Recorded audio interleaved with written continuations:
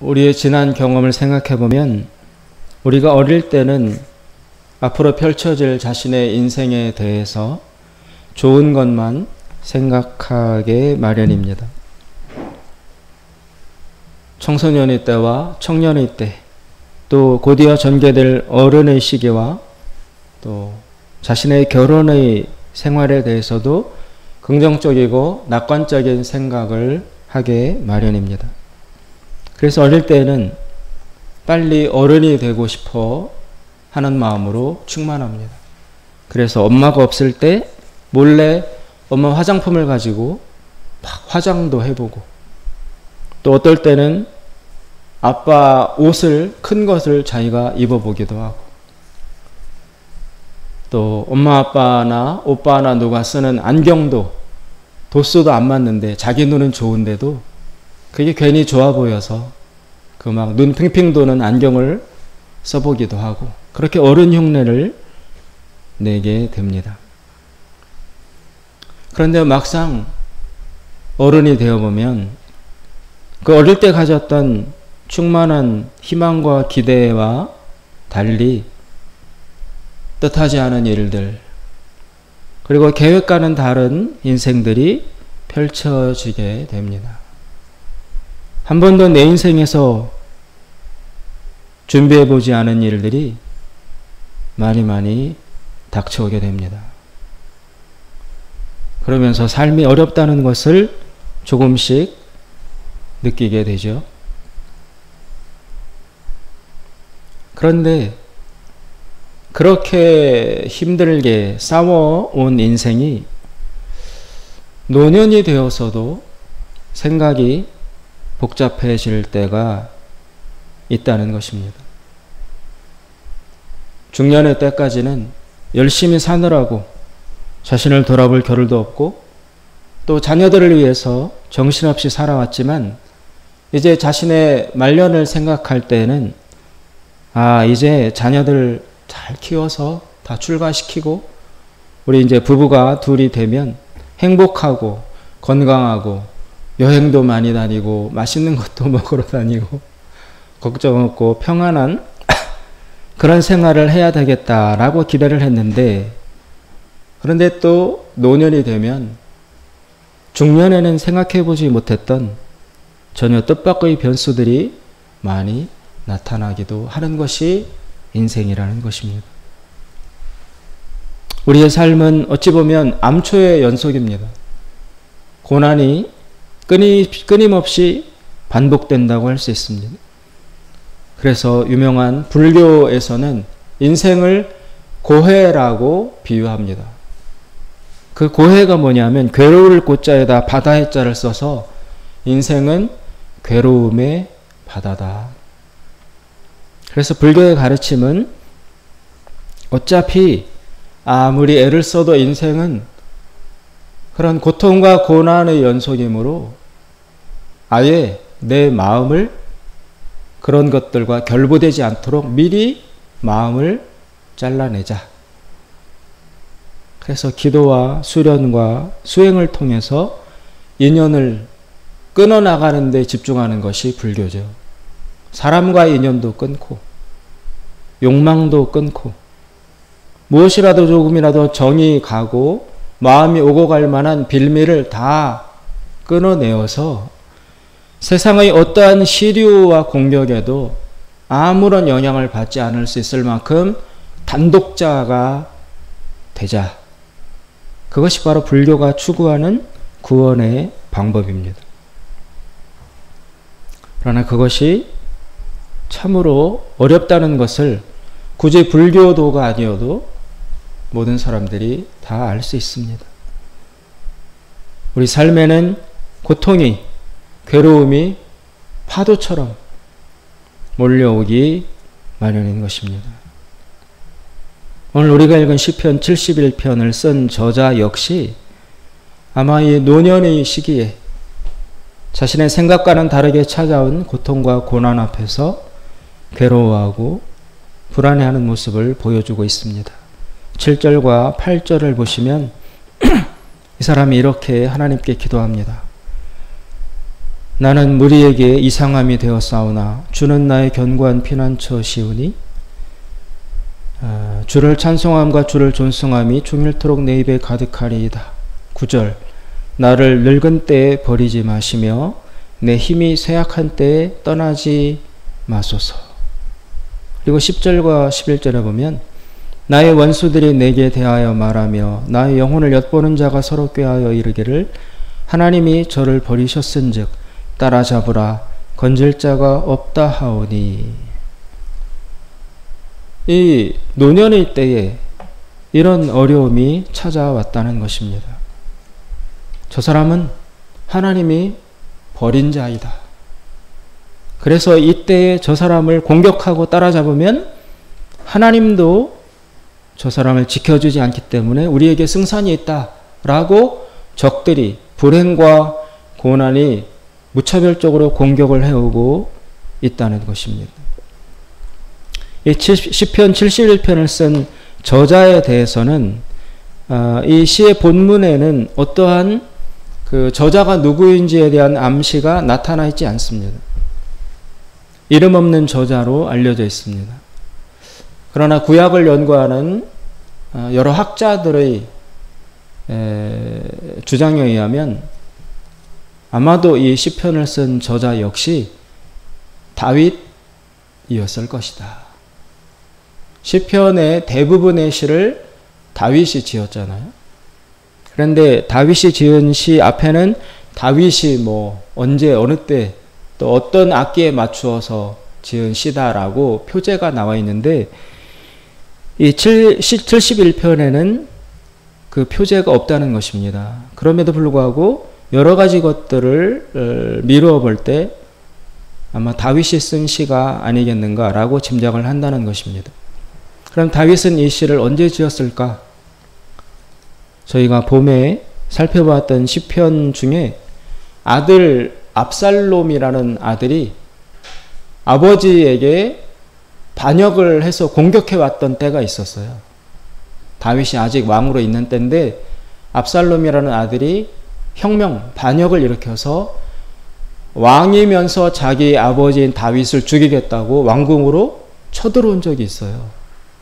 그래서 급하게 그 소식을 들은 다윗이 행장도 잘 갖추지 못한 채 부랴부랴 울면서 궁궐을 벗어나서 광야를 헤매고 다녔을 때 지었던 시가 저희들이 지난 봄에 살펴보았던 시 중에 있었는데 이 71편도 아마 그 아들 압살롬이 반란을 일으켰을 때 그 어려울 때 썼던 시일 것이라고 구약 학자들이 짐작을 하고 있습니다. 여러 가지 파란만장한 일들을 겪어온 다윗이지만 그 말년에 노년에 심지어 자기 아들이 아버지인 자기를 죽이고 왕위를 찬탈하겠다고 창들고 공격해 올 줄은 다윗이 꿈에라도 상상을 했겠습니까? 이 기가 막힌 현실 앞에서 다윗이 오늘 시를 통해서 하나님께 탄식하며 하나님의 도우심을 구하고 있는 것입니다. 그렇다면 다윗은 이 노년에 닥쳐온 기가 막힌 이 고난을 어떻게 이겨낼 수 있었을까요? 다윗은 그것을 오늘 이야기를 하고 있습니다. 17절에 보시면 다윗이 이렇게 하나님 앞에 고백합니다. 하나님이여 나를 어려서부터 교훈하셨으므로 내가 지금까지 주의 기사를 전하였나이다. 여기에 평범하지만 깊은 비결이 들어 있습니다. 어릴 때부터 배워온 신앙의 습관, 결국 그것으로 고난을 이긴다라는 것입니다.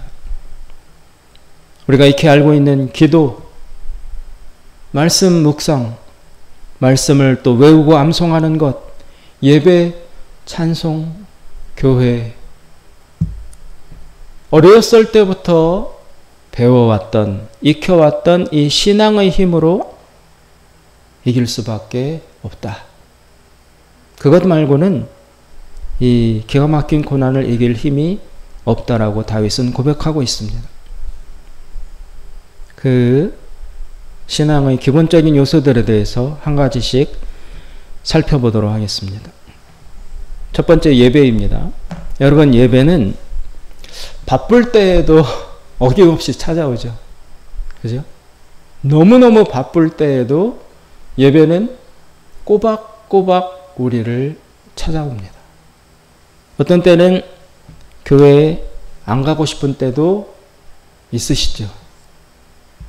없으세요? 오늘은 교회 안 갔으면 좋겠다. 집에서 쉬었으면 좋겠다. 잤으면 좋겠다. 오늘은 진짜 가기 싫다라는 때가 있으시잖아요. 없으신가 봐요. 우리 교인들은 다 경건하셔서. 저는 많았어요. 제가 캐나다에 가서 공부할 때 그때 신학교를 졸업하고 갔으니까 전도사 신분이었거든요. 그런데 그 캐나다에 갔을 때는 제가 심우하는 사역하는 교회가 없이 전도사이지만 그 캐나다 현지 교회 중에 하나를 찾아서 이렇게 예배를 가야 됐기 때문에 뭐 평신도와 똑같은 입장이었죠. 제가 예배를 인도하는 것도 아니니까. 그럴 때 어떤 때는 예배 안 가고 싶은 때가 있었습니다. 늦게 간 적도 있고. 바쁠 때에도, 아플 때에도, 가난할 때에도, 부유할 때에도 예배는 어김없이 우리를 찾아옵니다. 그래서 예배가 어떤 때는 부담이 되기도 합니다.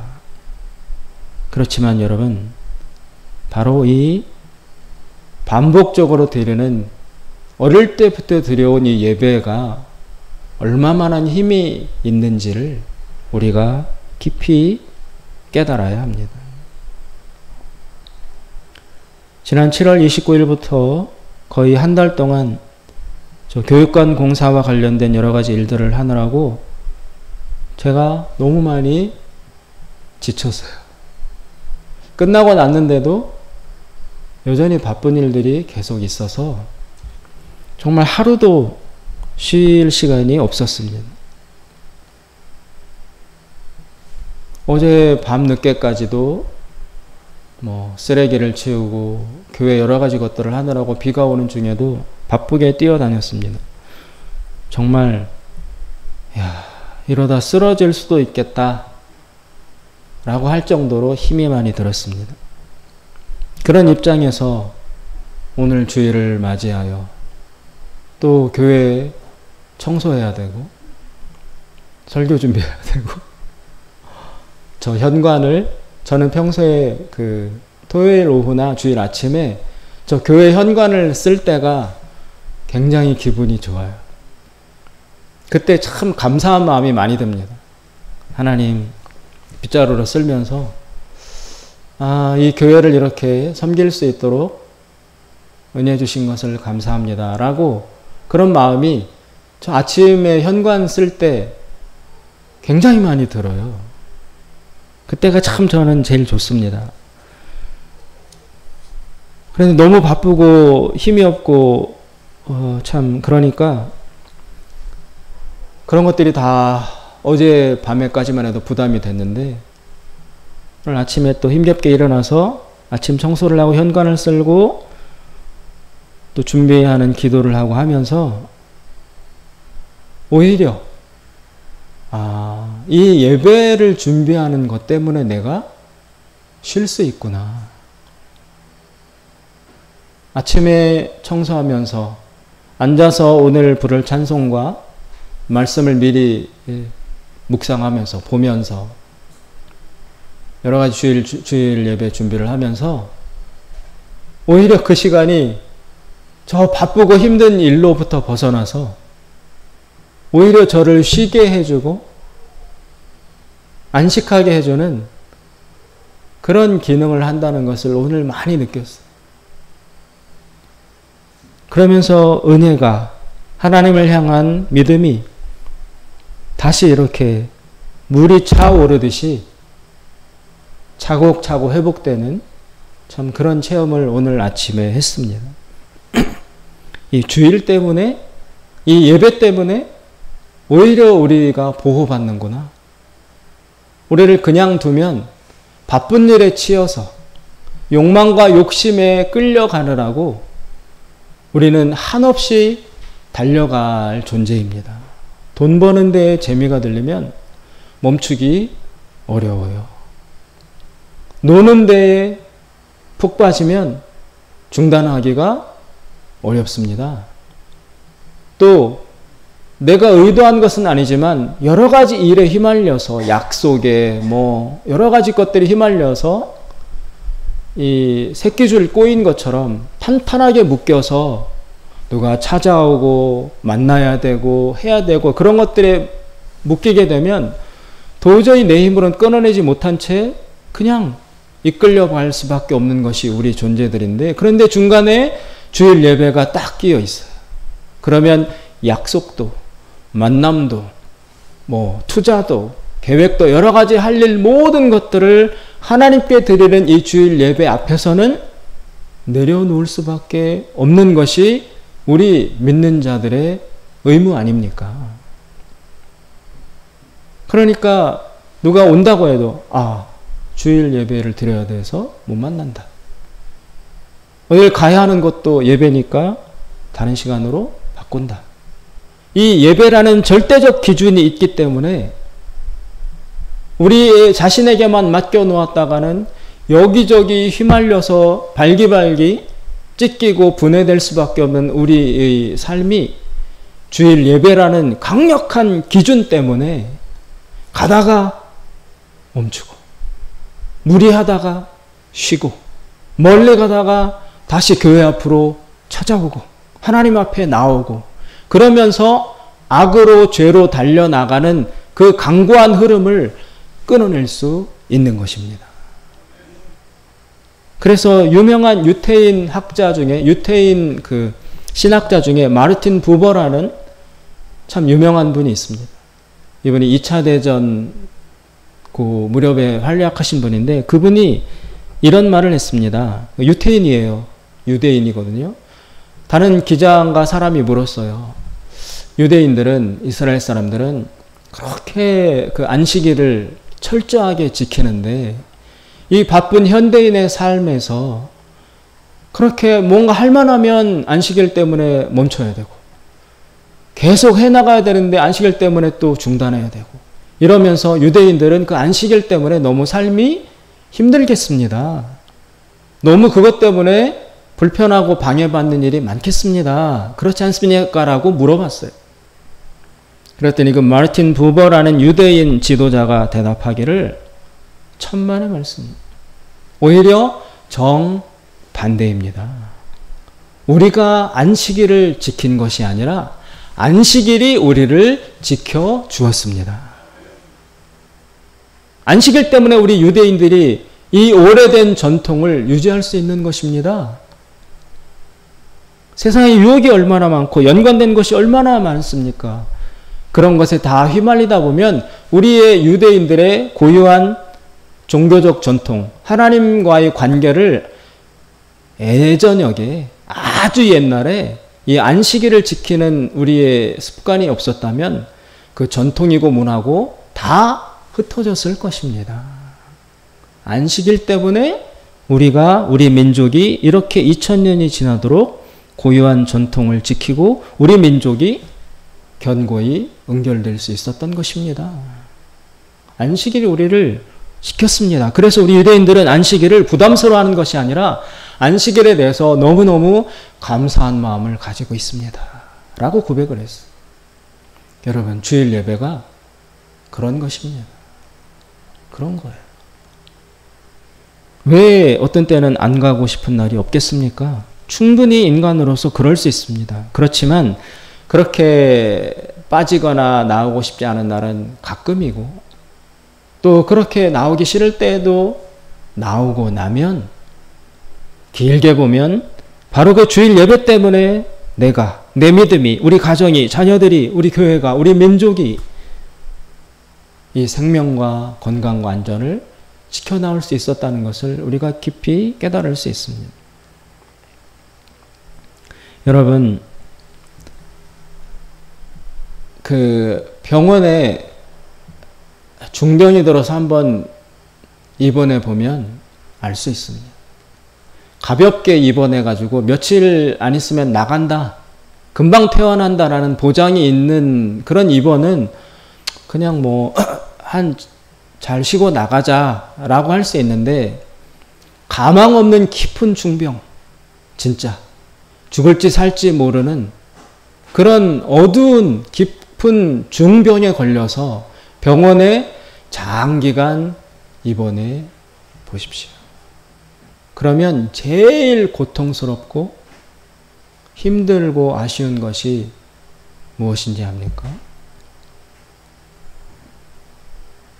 결국 제일 힘들고 제일 그리운 건 주일날 교회 가서 예배 드리는 거예요. 살지 죽을지 모르는 중병에 걸려서 병원 침대에 누워있어요. 일요일이 찾아와요. 주일이 찾아와요. 그것이 길게 반복되다 보면 마음에 한 가지 소망만 남아요. 내가 주일날 교회에 가서 하나님 앞에 손들고 찬양 부르며 예배 한 번만 드릴 수 있으면 좋겠다. 그 소망만, 그 간절한 열망만 타오릅니다. 예배가 얼마나 그리워지는지 모릅니다, 여러분. 평소에는 예배의 능력이 나타나지 않습니다. 위기가 닥치면 예배가 얼마나 소중한지, 예배가 얼마나 그리운지, 예배가 얼마나 우리를 살려주는지 그때 깊이 깨달을 수 있습니다. 다윗도 아마도 이 예배의 힘 때문에, 나를 어려서부터 가르쳐 주신, 나에게 말씀하여 주신 그 예배의 습관 때문에 어려울 때 그 자리를 박차고 일어날 수 있었다라고 고백을 하고 있습니다. 두 번째는 여러분, 주일날 듣는 설교입니다. 솔직히 말해서 설교가 제가 생각해도 재미가 없어요. 일주일마다 꼬박꼬박 듣고 10년, 20년, 30년째 듣고, 또 다른 교회의 목사님들의 설교까지 듣고, 외부 강사가 찾아와서 듣고, 설교를 이만저만 많이 들은 것이 아니에요.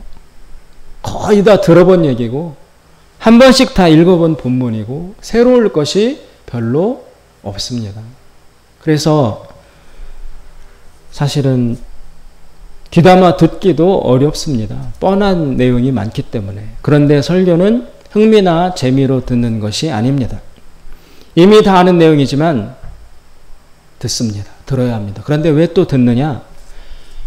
그것이 바로 우리 삶과 인생과 온 우주의 기준이 되기 때문에 그렇습니다.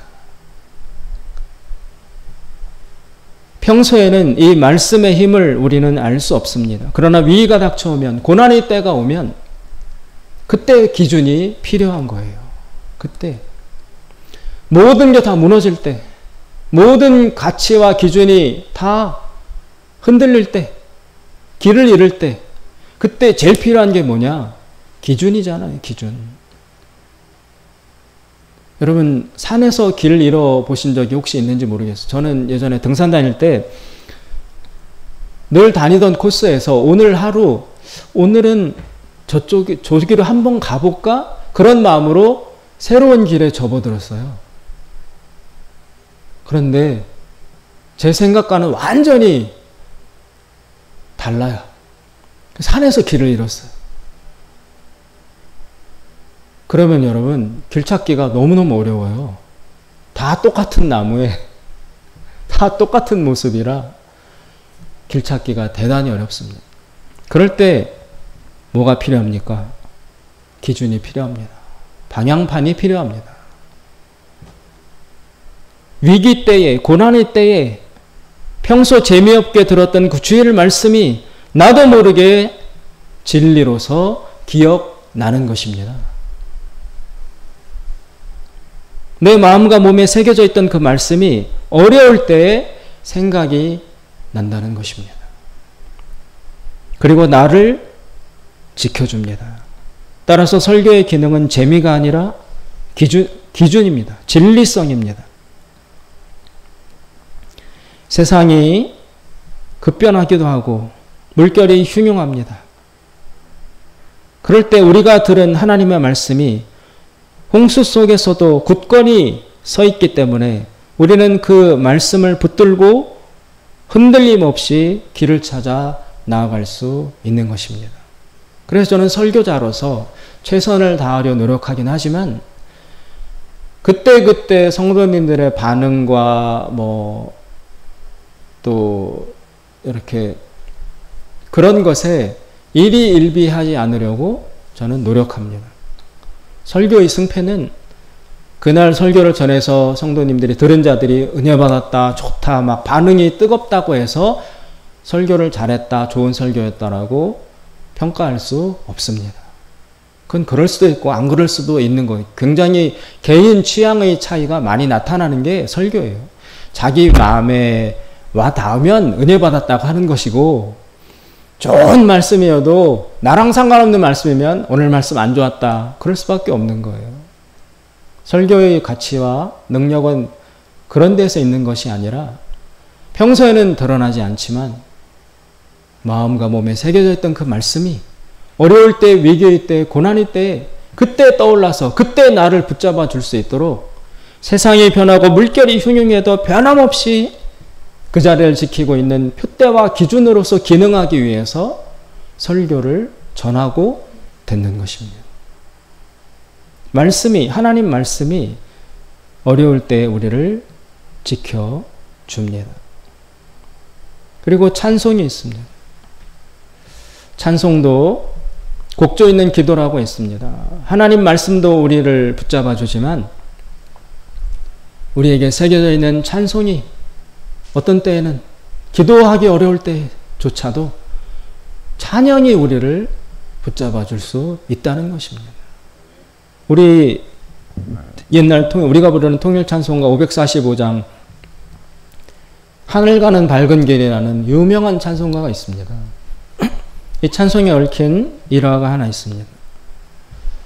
우리나라가 남북 분단이 되기 전에 북한 지역에서 어떤 가정주부가 교회를 열심히 나갔습니다. 그런데 그 남편이 교회를 나가지 않으면서 아내를 아주 지독하게 핍박을 했습니다. 성경을 불태우고 찢어버리고 때리고 내쫓고 교회 나간다고 남편이 극도로 아내를 괴롭혔습니다.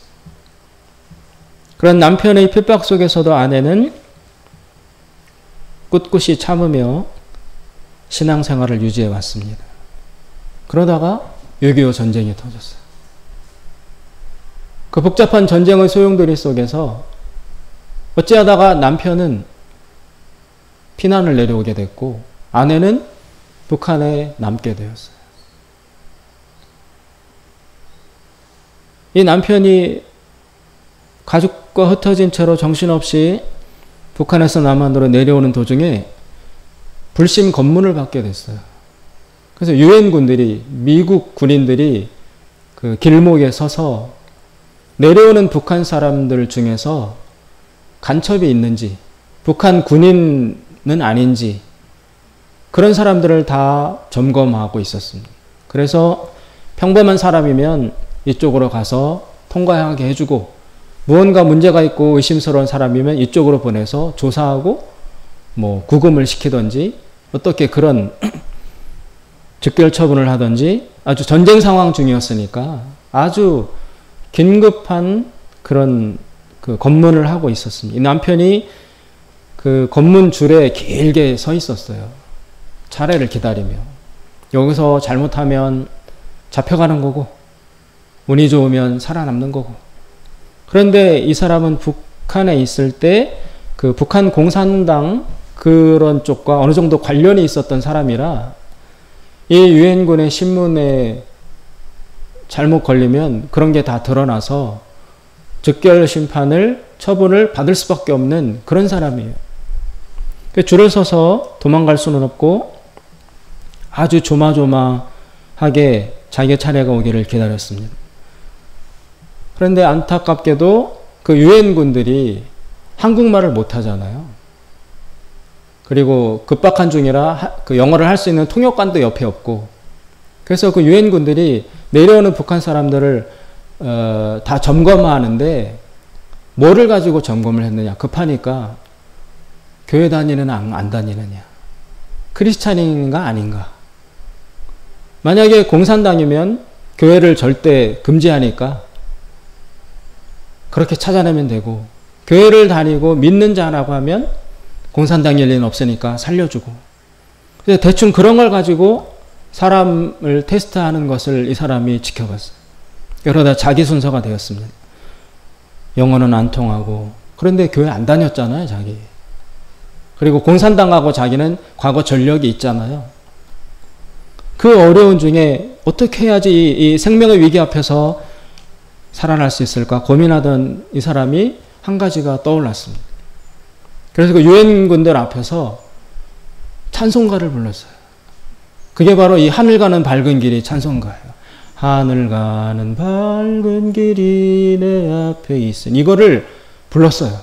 그러니까 가사는 잘 몰라도 곡조가 유엔군들이 아는 곡조고 찬송가니까 당신 크리스찬이구나 그래서 살려줬어요.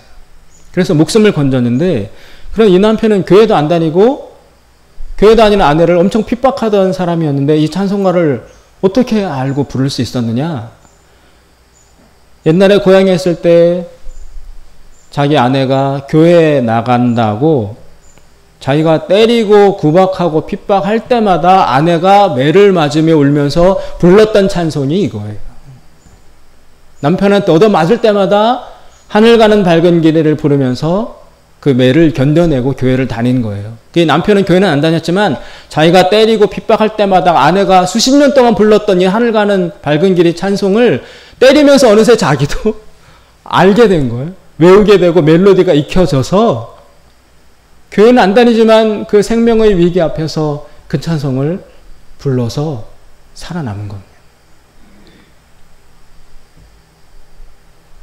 그런데 그 이후로 영구 분단이 되었어요. 아내는 끝내 북에서 내려오지 못하고 이산가족이 되었습니다. 이 생명을 건진 계기를 통해서 이 남편은 신학교에 가서 공부를 해가지고 목사님이 되었어요. 그래서 해마다 명절 때나 아내의 생일 때마다 휴전선 앞에 찾아가가지고 붙들고 이 하늘 가는 밝은 길이 찬송을 부르면서 아내를 생각하고 아내한테 회개하고 그러면서 눈물을 철철 흘리며 이 찬양을 불렀다는 오래된 우리 나라의 기독교 일화 중에 이런 이야기가 전해져 오고 있습니다. 여러분, 찬양이 우리를 목숨을 건져주기도 하는 것입니다. 이처럼 우리가 어릴 때 배운 나도 모르게 몸에 습관처럼 다닌 예배, 들었던 말씀, 불렀던 찬송, 이런 것들이 이 신앙의 힘으로 결국엔 마지막 노년에 닥쳐온 위기도 이겨낼 수 있다. 그것이 아니고서는 어디에서 우리가 이 힘을 얻을 수 있겠는가. 그래서 다윗은 18절에 이렇게 고백을 합니다. 하나님이여, 내가 늙어 백수가 될 때에도 나를 버리지 마시며 내가 주의 힘을 후대에 전하고 주의 능을 장래 모든 사람에게 전하기까지 나를 버리지 마소서. 20절에 우리에게 많고 심한 고난을 보이신 주께서 우리를 다시 살리시며 땅 깊은 곳에서 다시 이끌어 올리시리이다. 14절에 그래서 14절에 다윗은 이렇게 고백합니다. 나는 항상 소망을 품고 주를 더욱 찬송하리이다. 어떠한 곤경 가운데에도 어떠한 예기치 못한 일이 닥쳐왔다 할지라도 나는 여전히 소망을 품고 그리고 고난과 괴로움 앞에서도 울면서라도 더욱 하나님을 찬송하겠습니다. 왜냐하면 하나님만이 나의 소망이 되시기 때문에 그렇습니다. 하나님이 아니고서는 구원의 능력이 우리에게 올 곳이 없습니다.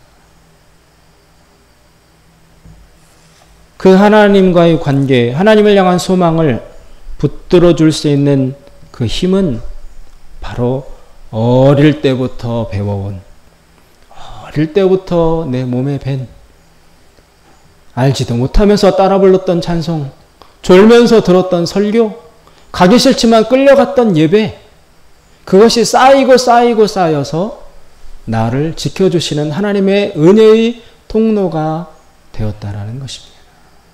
사랑하는 여러분, 인생에 굴곡이 있습니다. 그렇지만 그럴 때마다 노년에조차도 소망을 버리지 않고 하나님의 힘을 바라보고 다시 살려주실 이 소망을 유지하기 위해서 우리는 평범해 보이는, 누구나 다 아는 것처럼 보이는 예배와 찬송과 기도와 말씀과 교회에 나오는 것을, 하나님께 나오는 것을 꾸준히 해 나갈 필요가 있는 것입니다.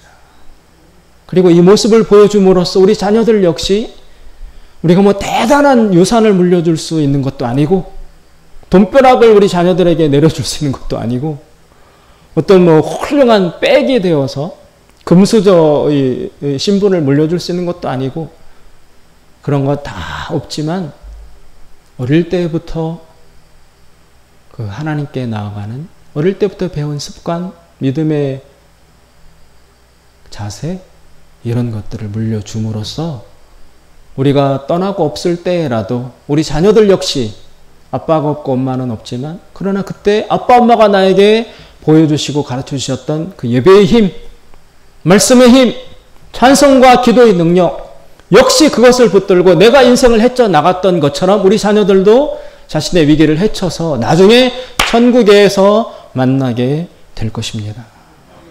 사랑하는 여러분, 노년이라고 난 소망이 없다가 아니고 노년에도 여전히 다윗처럼 나는 끝까지 소망을 품고 더욱더욱 주를 찬송하겠습니다라는 고백을 하시면서 우리 다 같이 믿음의 이 경주에서 승리하시는 여러분 되시기를 주님의 이름으로 축원드립니다.